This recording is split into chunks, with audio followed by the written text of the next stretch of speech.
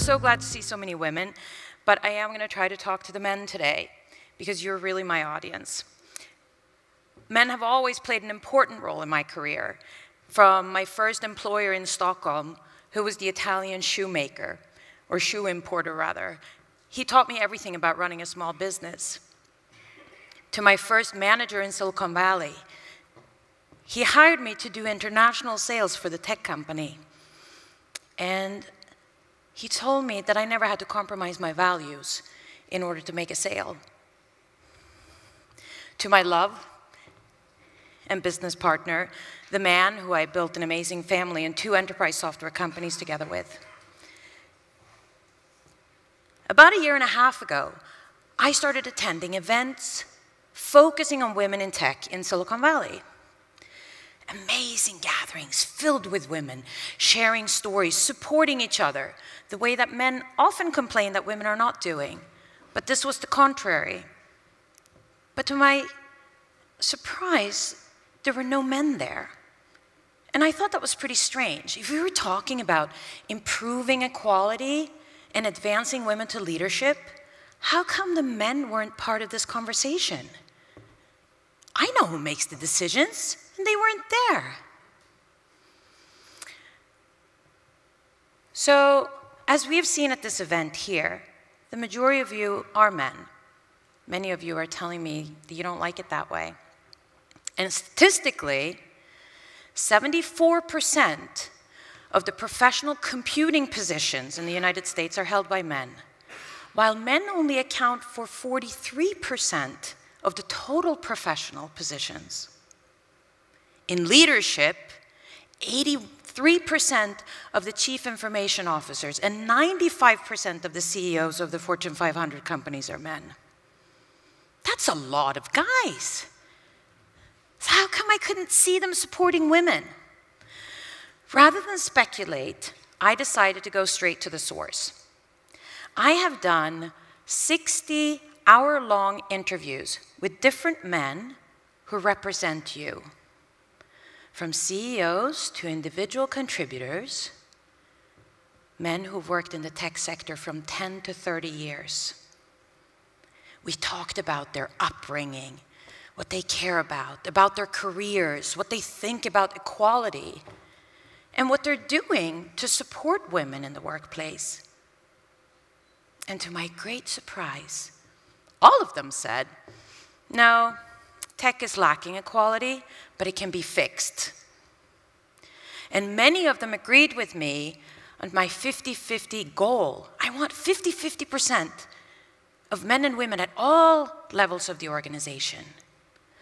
But a lot of men felt that the pure concept of empowering women and equality, gender equality, they didn't feel that it's too vague to them. And a lot of them felt it even intimidating. So, as I was talking to these men, all of them said, I want to be invited to the conversation. Obviously, they were having this conversation with me. But who of you wants to be invited to this conversation? Maybe there's a few of you. Yeah? Right? Any hands? Let's see. Who wants to be invited to this conversation? Who wants to hear more? Who wants to talk about this? Oh, you stand up. Yes, please do. Thank you. Thank you. Thank you. So yeah, thank you. So there we go, 50%, you want to be invited to this conversation. I appreciate it, thank you. Now, there's going to be different reasons. Every single one of you is going to have a different reason for wanting to participate in this conversation. If it's a personal matter to you, you will care. Melissa on my team invited me to come along. Or my daughter, she's really into math. What if she goes into engineering? Is this the workplace I want her to enter? Some of you want to improve as leaders and maybe find a solution to a particular problem. You know Stella on my team? She's really good. I think she's going to leave because she doesn't seem happy lately. What can I do to convince her to stay? And some of you will show up just out of curiosity. You know, I want to help improve gender equality, but I'm not really sure what to do. I know it's the right thing to do. How can I help? So it varies. Now, the one thing, so regardless of the reason, I started to notice these patterns. And what I did is I took the liberty of doing something that men have been doing on women for all generations and thousands of years. I have categorized you. So I have made 7 composite characters of men that are based on my data, and I have given these 7 characters fictional names. I'm going to step back up here because I don't want to get attacked by anybody. So it's a matrix, 7 characters. At the top of my matrix, we have the advocates. And I want you to pay attention now, because one of these characters will be you. Sometimes it's a combination, but just listen and see if you can hear something that relates to you. So at the top of the matrix, we have the advocates. And the advocates, they understand the importance of diversity of thought. They care about the business, and they care about the people. They drive change, and they speak up on behalf of women. They're not afraid of what people think about what they're doing. They're intelligent. They are aware of their influence, and they understand why it's so important and necessary for them to drive business results based on improving equality. So at the top of our matrix, we have Mark. And so Mark is a specialist. I don't know if there's any Marks in this room. You're either working inside the organization or outside the organization, and you are an HR person or a diversity consultant. So maybe there's 1 or 2 in here. The next level is James, and I'm sure there's a lot of you here. James is a change agent, and he's a visible presence in the organization who leads by example. He's confident, and other men want to be like him. He will lead initiatives where he looks at values. He will say, okay, what's the organization's values around equality? And then he will set new standards together with his team, and then create strategies, and then execute against those strategies. And he often leads a team with a good mix of men and women on it. The next character is Samir. Samir is a sponsor. And Samir, he's like James, he's confident and undeterred by other people's opinions of him. And he's determined to support women. And if he finds a woman who has potential in his mind to get promoted, he will put his own name on the line in order to make sure that that woman is made visible and promoted. The next 3 characters are the allies: Memo, Al, and Chris. And the allies often have a daughter at home, maybe like this 13-year-old girl. And she's changing his way of seeing women in the workplace. Or maybe, if you're an ally, you've worked on teams with women that have been hugely successful, and you're thinking, I want to build more teams like this. This makes sense to me. How do I attract and retain women on my team or in my organization? So Memo is our mentor, and there's a lot of men, a lot of you out here who are actually mentors. And you will mentor through an official program or on an ad hoc basis. You're proactive, you're creating small actions that will lead to bigger actions. You are a little bit concerned about what people think of you, and you're afraid that you're going to do something that might ruin your reputation. So if somebody questions your motives, why are you having lunch with Lisa? Why are you supporting her? You might actually back away unless the mentorship is through an official program. If you're Al, you're obviously an ally, you are supportive of women, you admire women, and you think that helping them is the right thing to do, but you're not quite sure what to do yet. You will say things like, I love women.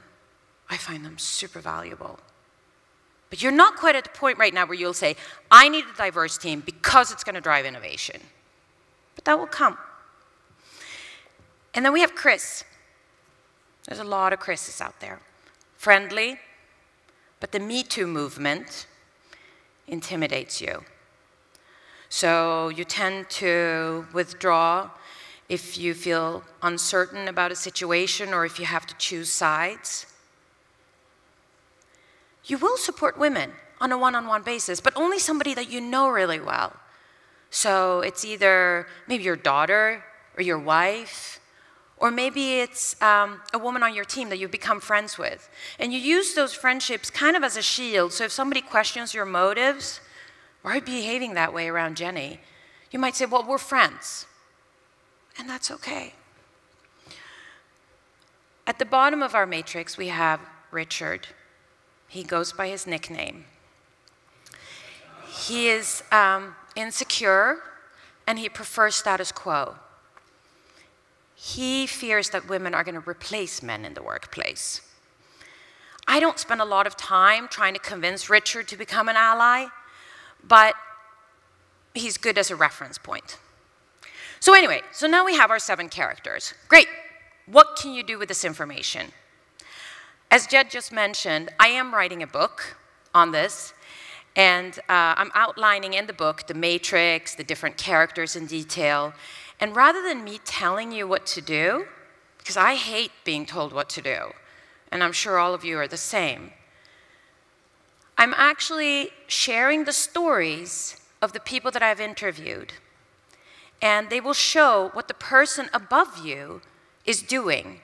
So if you follow their examples, it will allow you to advance to the next level on the matrix, just by reading those stories that are tied to the character that you think you are and that you want to become. So for example, if you're Al, the happy ally, and you want to become Memo, the mentor, what can you realistically do with that information? You can start by listening. Listen to Sylvia. Hear what she has to say. Provide advice based on your own experience. Maybe she has challenges in her career. Maybe she has communication issues with her manager. And then you may, with her permission, and only with her permission, go to her manager and talk directly to him about that, so that maybe their communication improves. You can also speak up in the moment. Say you're in a meeting. I think you've all heard this one, right?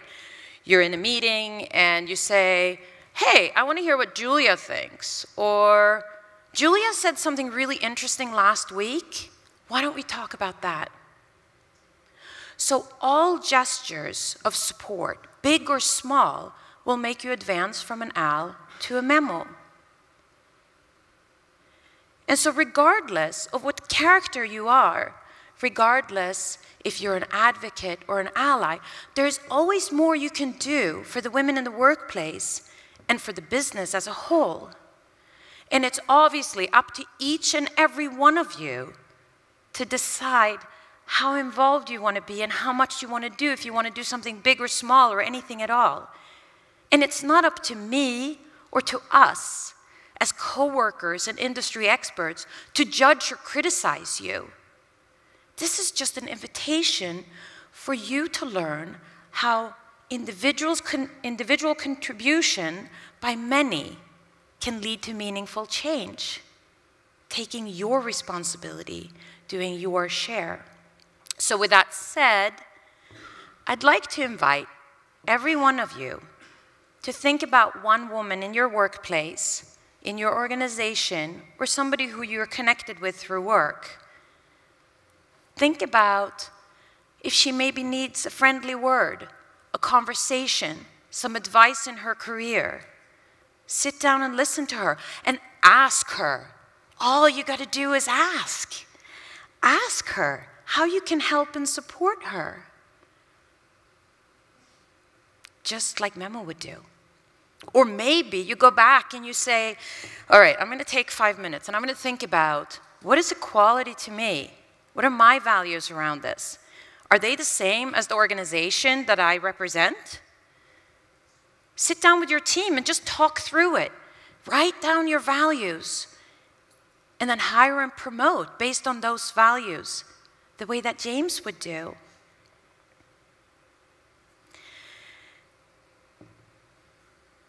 If you're a woman, and there are a few of us here,